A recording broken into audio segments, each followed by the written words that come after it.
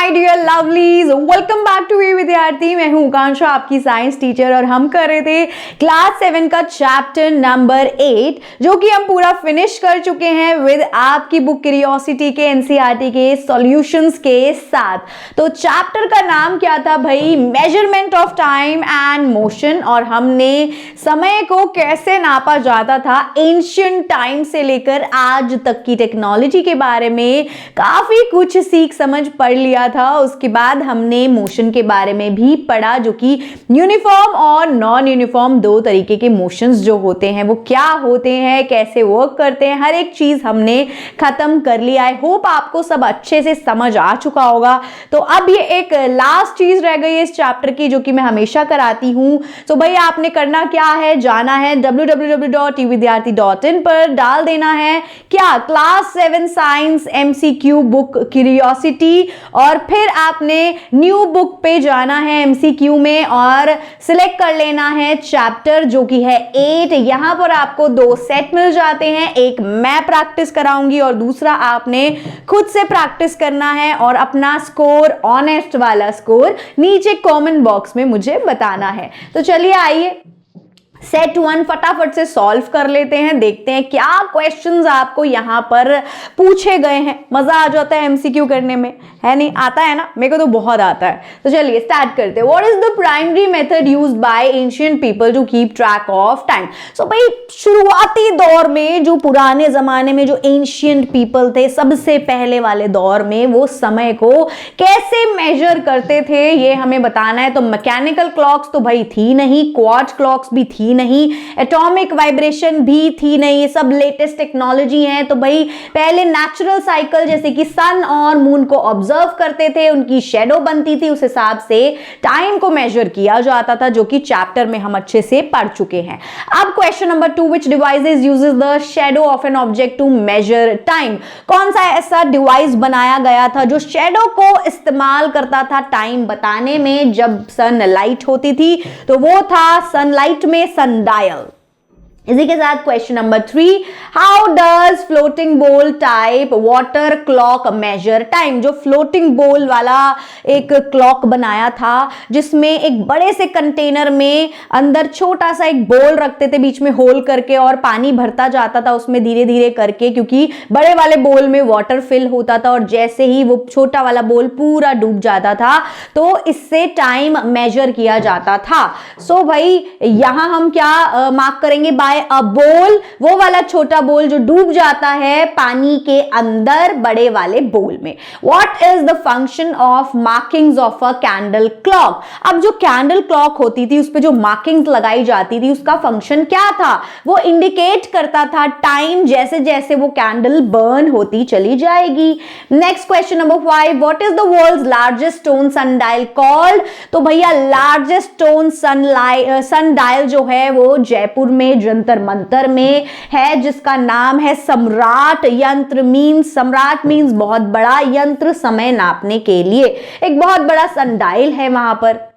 अब question 6, how often does the shadow of a सम्राट यंत्र मूव? तो भाई 1 मिलीमीटर mm पर सेकंड के हिसाब से जो शेडो थी सम्राट यंत्र में वो मूव करती थी, और एक एक सेकंड भी वो बता पाती थी। अब इन द सिंपल, बता पाती है अभी भी भाई है, ठीक है। अब in the simple water clock activity, what is used to make the water level visible? तो हमने एक एक्टिविटी करी थी जिसमें हमने पानी के अंदर, ताकि अच्छे से हम मार्क कर पाए, सो हमने वाटर क्लॉक में इंक या कलर पानी में घोल दिया था ताकि अच्छे से हमको विजिबिलिटी आ जाए। अब क्वेश्चन नंबर 8 है, what was the time unit measure by the ghatika yantra? तो जब घटिका यंत्र का समय था, दौर था, तो टाइम मेजरमेंट की यूनिट घटी ही यूज होती थी। अब नेक्स्ट बढ़ जाते हैं question number 9, who invented the pendulum clock? तो भैया क्रिश्चियन ह्यूगिन्स ने पेंडुलम क्लॉक को इन्वेंट किया था, किसी से प्रेरणा लेके। अब वो प्रेरणा उन्होंने किससे ली थी, किससे वो इंस्पायर हुए थे? वो इंस्पायर हुए थे, यही वो वाला सवाल है क्वेश्चन 10 कि ह्यूगिन्स जो है उन्होंने जब पेंडुलम क्लॉक को इन्वेंट किया तो वो किससे इंस्पायर्ड थे? वो इंस्पायर्ड थे गैलीलियो की रिसर्च पे, जो कि गैलीलियो ने पेंडुलम पे ही काफी सारी इन्वेस्टिगेशन ऑसिलेशंस करी हुई थी। उसके बाद क्वेश्चन नंबर 11, जो बॉब होता है एक सिंपल पेंडुलम में, वो क्या होता है? क्या वो एक रिजिड हार्ड सपोर्ट होता है? जी नहीं, वो तो ऊपर होता है, धागा अलग नीचे टंगता है, स्टॉपवॉच तो मतलब ही नहीं है, तो वो एक गोल मेटालिक बॉल होती है, मेटल की भारी सी बॉल। अब when is a pendulum said to have a completed one oscillation? हम कब बोलेंगे कि एक पेंडुलम ने एक वन ऑसिलेशन कंप्लीट किया है? तो भैया जब वो अपनी एक एक्सट्रीम पोजीशन पे है, वहां से वो मूव कर रहा है दूसरी पोजीशन पे एक्सट्रीम वाली, और फिर वापस आएगा, तो ये हो गया जी वन ऑसिलेशन। अब what is the time period of a pendulum?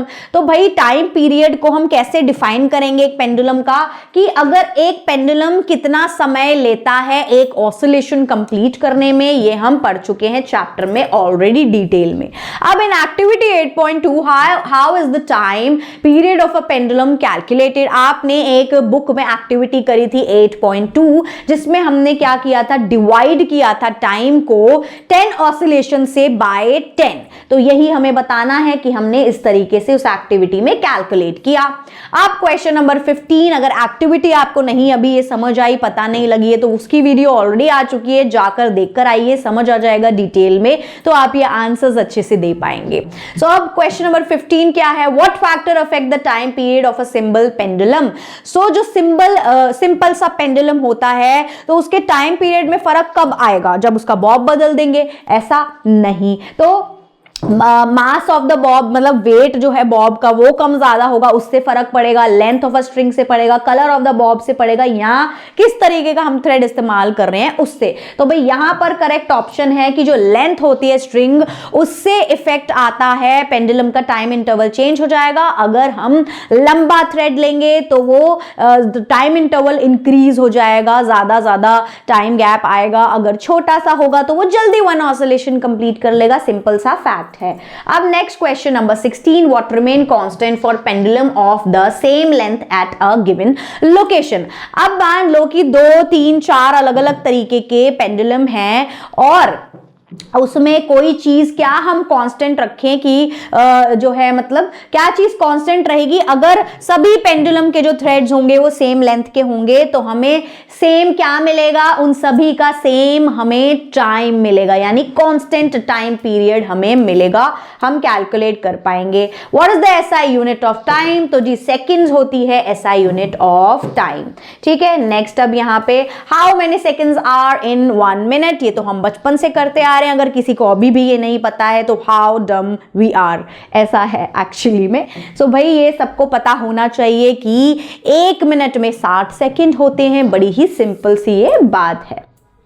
Next, what is the smallest interval of time measurable by the wall clock? जो हमारे घर में घड़ी होती है दीवार पर, वॉल क्लॉक, वो सबसे छोटा टाइम हमें क्या दिखा पाती है जो हम देख पाएंगे इजीली? 1 सेकेंड, है ना। एक टिक टिक करके वो चलती है, एक टिक जैसे ही होती है 1 सेकेंड हो गया।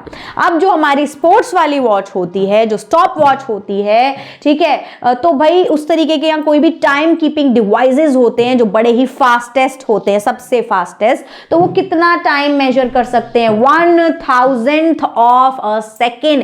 1 सेकेंड का भी 1,000वां हिस्सा वो मेजर करके बता सकते हैं, इसीलिए रेस में पता चल जाता है जल्दी से कि जी विनर कौन है। अब स्कोर कैलकुलेट करने की आई बारी, तो मुझे तो मिल गए हैं 20 out of 20। So let's see कि आप लोग क्या स्कोर करेंगे, उसी के हिसाब से पता चलेगा कि आपको कितना अच्छे से चैप्टर समझ आया है। अब इससे मुझे तो पता चल गया कि मुझे तो चैप्टर बहुत अच्छे से समझ आ गया है। चलिए देखते हैं कि आपको आया है या नहीं। तो thank you so much for watching. अब फिर मिलेंगे अगली वीडियो में किसी नए चैप्टर के साथ, अगले चैप्टर के साथ। तब तक आप इसको पूरा रिवाइज करेंगे, अच्छे से पढ़ाई लिखाई करेंगे। सो बाय बाय क्यूरीज।